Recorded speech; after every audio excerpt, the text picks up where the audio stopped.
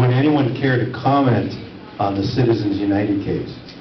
I will answer that question not as a candidate, but what I am currently doing with the Beverly Hills Bar Association. I am chair of the Resolutions Committee for the Beverly Hills Bar Association. What that is basically individual bar associations propose changes in legislation to Sacramento. We agree on it statewide, and then it goes with our lobbyists to Sacramento. One of the resolutions that, as the chair, I have to put forward for the Bar Association specifically deals with Citizens United. The resolution states that it is the 27th Amendment to the U.S. Constitution, which basically says that corporations are not individual people to give campaign contributions to political campaigns, and that's what it says. And also further says that each individual states will determine how they are going to address that amendment, which is similar to what the other amendments have said. So that's what I'm currently doing.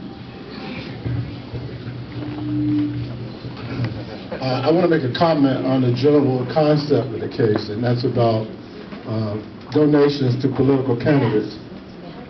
For judges, it's a devastating thing, in my opinion. You know, our race, I think there's going to be close to $1 million spent for this judicial race, which is really ridiculous.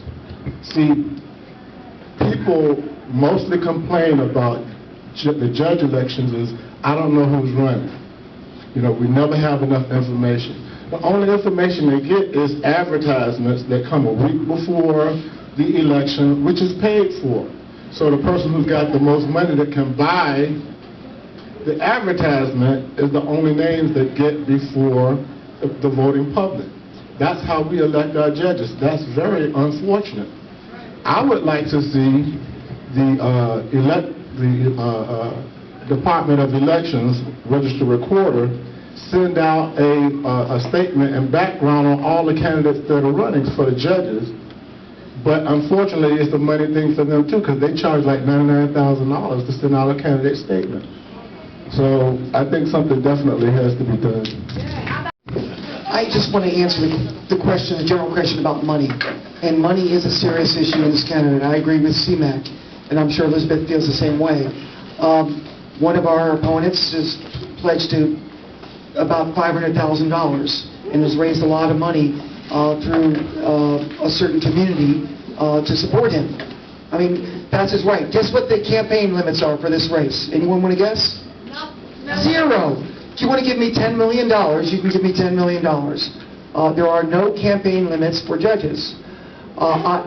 We all have to file statements. I filed my statements, and I saw everybody else's statements. I have not accepted any money from any attorneys that might appear before me at all. I pledged my own money. I'm not a rich man. I've used my entire life savings and taken out a second mortgage on my house, $250,000.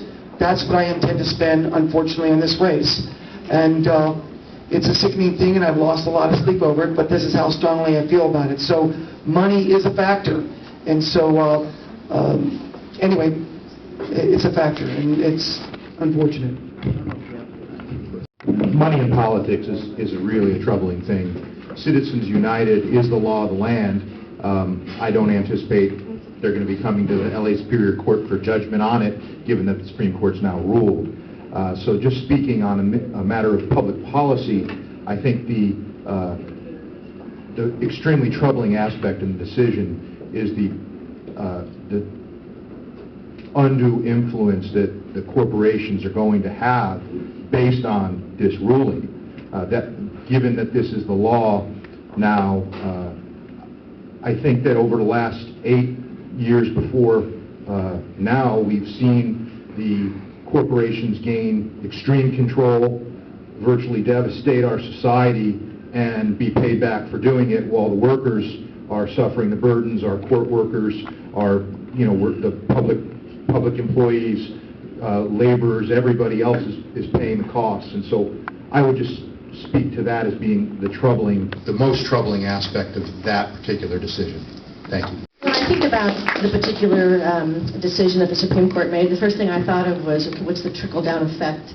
You have a large corporation that's donating quite a bit of money to a campaign.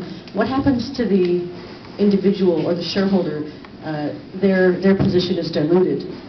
They know, what if they don't agree with the corporation in donating funds to the particular candidate? They still have their individual right, but are we looking at now the big picture, what it does to the individual shareholder? Secondly, a corporation